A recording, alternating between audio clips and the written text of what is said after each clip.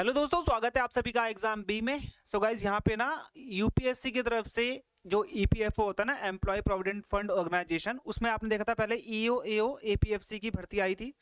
ठीक है, उसका तो अभी इंटरव्यू नहीं हुआ है। ओके, तो यहाँ पर एक और वैकेंसी आ गई है, लेकिन ये वैकेंसी ना हर किसी के लिए नहीं है। अभी मैं आपको यहाँ पे समझाऊंगा पूरा का पूरा। देखो ये वैकेंसी किस चीज की है, पहली बात तो आप ध्यान देना, यहाँ पर किसकी है, पर्सनल असिस्टेंट स्टेनोग्राफर होता है। पहली बात तो इसको आप ध्यान देना, पीए की भर्ती है। ओके, अब ये जो पीए की भर्ती है इसमें कितनी पोस्ट है, तो 323, यानी कि 323 जो ये भर्ती है ये आपकी टोटल है, जिसमें यूआर की 132 है, ईडब्ल्यूएस की 32, ओबीसी की 87, एससी की 48, एसटी की 24, पीडब्ल्यूबीडी की 12। ओके, तो यहाँ पर 323 वैकेंसी आपको देखने को मिल जाएगी। अब सबसे अच्छी बात क्या है, यहाँ पे ये चीज ध्यान देना कि भाई क्या क्या इसमें मांगा गया है, क्या क्या इसमें होता है। एज लिमिट भाई 30 साल है यूआर ईडब्ल्यूएस के लिए, 3 साल रिलैक्सेशन ओबीसी को मिलता है, 5 साल का एससी एसटी को मिलता है और 10 साल का इसमें पीडब्ल्यूबीडी को मिलता है, तो 40 साल यहाँ पे हो चुका है। लोअर एज लिमिट कितनी है भाई, 18 साल आपकी होनी चाहिए। ग्रेजुएशन आपसे इसमें मांगा गया है। अब ग्रेजुएशन मांगा गया है तो भाई इसके साथ साथ क्या मांगा गया है, इसके साथ कुछ नहीं मांगा गया है, आपको शॉर्ट हैंड आनी चाहिए। शॉर्ट हैंड स्टेनोग्राफी भी बोलते हैं, ये चीज आप ध्यान देना, शॉर्ट हैंड या फिर आपको स्टेनोग्राफी। अब ये है कि भाई सर मेरे को तो आती है हल्की फुल्की, सर मैं सीख लूंगा, तो ठीक है। जिसको हल्की फुल्की आती है भाई वो प्रैक्टिस में लग जाओ, जिसको हल्की फुल्की नहीं आती है, अब आप सोच रहे हो कि सर मैं सीख लूंगा, मैं ये मान के चलता हूँ कि भाई इसका अभी जैसे मान लो मार्च में इसका क्या है पर्टिकुलरली यहाँ पे आपको देखने को मिल जाएगा, मार्च अप्रैल मई जून में इसका पेपर हो जाएगा, है ना। तो जून में अगस्त सितंबर आप ये मान सकते हो, सितंबर में इसका रिजल्ट आ जाएगा, अक्टूबर नवंबर में कहीं जाकर इसका यहाँ पे क्या होना है, आपके पास इसका स्किल टेस्ट होना है। तो आपके पास कम से कम में तो 7-8 महीने हैं। अगर आप 7-8 महीने में स्टेनोग्राफी सीख सकते हो तो अच्छी बात है भाई। 8-8 9-9 घंटा देना पड़ेगा आपको डेली का, बहुत ज़्यादा ही डीप होता है वो। ऐसा मतलब सिंपली आप ये मत समझना कि सर मैं 2 महीने में सीख जाऊंगा। जिसको आती है वो अपना ब्रशअप कर सकता है, रिविजन कर सकता है, लेकिन स्टेनोग्राफी सीखना अगर नॉर्मल होता तो हर कोई कर लेता। ठीक है, तो यहाँ पर आपके स्किल टेस्ट में क्या होगा, स्किल टेस्ट में यहाँ पे आपका 10 मिनट का डिक्टेशन आपसे लिया जाएगा, जहाँ पे आपकी स्पीड होती है स्टेनोग्राफी में 120 वर्ड की, जो कि एक बहुत अच्छी स्पीड होती है। ओके, हर कोई नहीं कर पाता।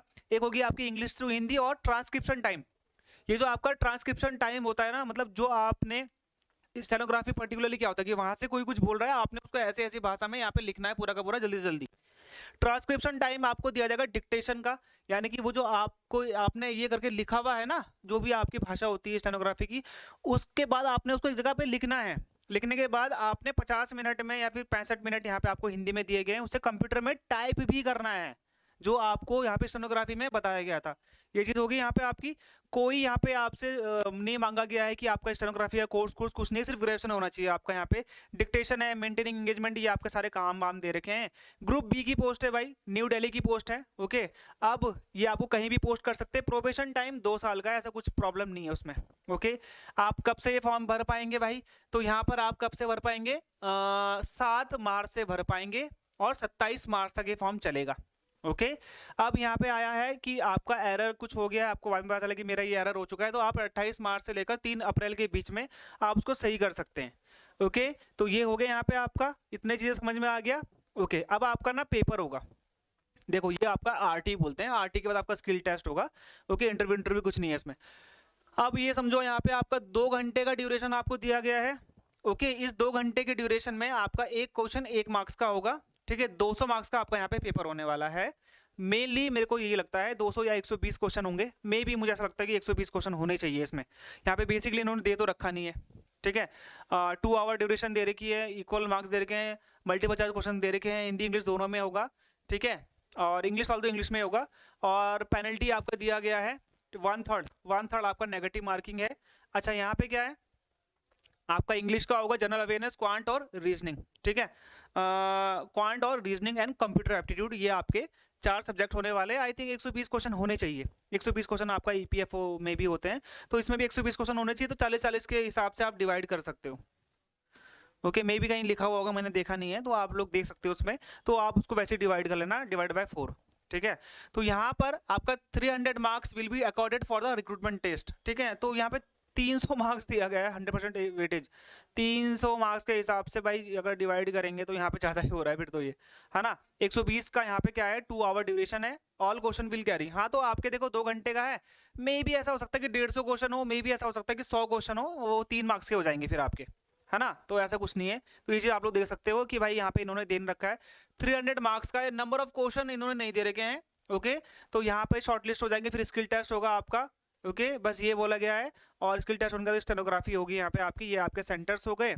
ओके, और ये ज़्यादा कुछ है नहीं इसमें, रिक्रूटमेंट टेस्ट बोला गया है। ओके, और शॉर्टलिस्ट के लिए स्किल टेस्ट बोला गया है, बस इसमें ज़्यादा कुछ है नहीं, बस इतना ही है। ठीक है, जो आपको समझना था वो आप समझ सकते हो, सिटीजनशिप का ज़्यादा प्रॉब्लम होगा नहीं। ओके, एजुकेशनल क्वालिफिकेशन, यहाँ पे आपको ग्रेजुएशन चाहिए, ये ज़रूरी है। ठीक है, और यहाँ पे आपका स्किल टेस्ट पास करना आपको ज़रूरी है।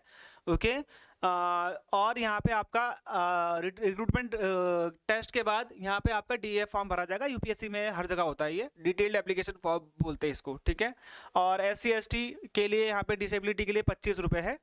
ओके, ये फॉर्म आप भर देना जहाँ तक मुझे लगता है। और सबसे इंपॉर्टेंट चीज़ें क्या है भाई, एक्स सर्विसमैन का इसमें कुछ सिनेरियो नहीं है। ओके, एज रिलेक्शन आपको बता दिया है। अगर आपको लगता है कि आप स्टेनोग्राफी सीख जाओगे 7-8 महीने में, तो आप जल्दी इस फॉर्म को भर लो। और अगर आपको लगता है कि भाई मैं नहीं भी भर पाऊंगा, तो लाइफ में एक बार नहीं कर पाऊंगा, लाइफ में एक बार आपको यूपीएससी देने का मौका जरूर देना चाहिए खुद को। अच्छे से पढ़ाई भी कर लोगे तो जरूर फॉर्म को फिल करना। बाद में स्टेनोग्राफी में क्या होता है वो बात की बात है। ओके, लेकिन फॉर्म जरूर भर लेना। ओके, थोड़ा लेवल पता चल जाता है, थोड़ा तैयारी का भी इसमें सारा का सारा सिनेरियो पता चल जाएगा आपको। ठीक है, तो फॉर्म जरूर भरना। स्टेनोग्राफी सीखना है तो सीख लेना, और अगर 7-8 महीने में सीख सकते हो तो भाई अच्छी बात है, नहीं तो कोई बात नहीं, आपको एक एक्सपीरियंस मिलेगा। ओके, तो ये सिर्फ स्टेनोग्राफी वालों के लिए है, मतलब ग्रेजुएशन वालों के लिए, प्लस अगर आपको स्टेनोग्राफी आती है, तो नहीं भी आती है तो फॉर्म भर लेना, यूपीएससी का एग्जाम दे पाओगे, अच्छा लगता है। ठीक है, चलो ठीक है, फिर ये आपके लिए पूरी है जानकारी। फिर भी अगर कुछ आपको लगता है कि पूछना है तो कमेंट कर देना, मैं आंसर दे दूंगा। ओके, ठीक है, फिर जय हिंद।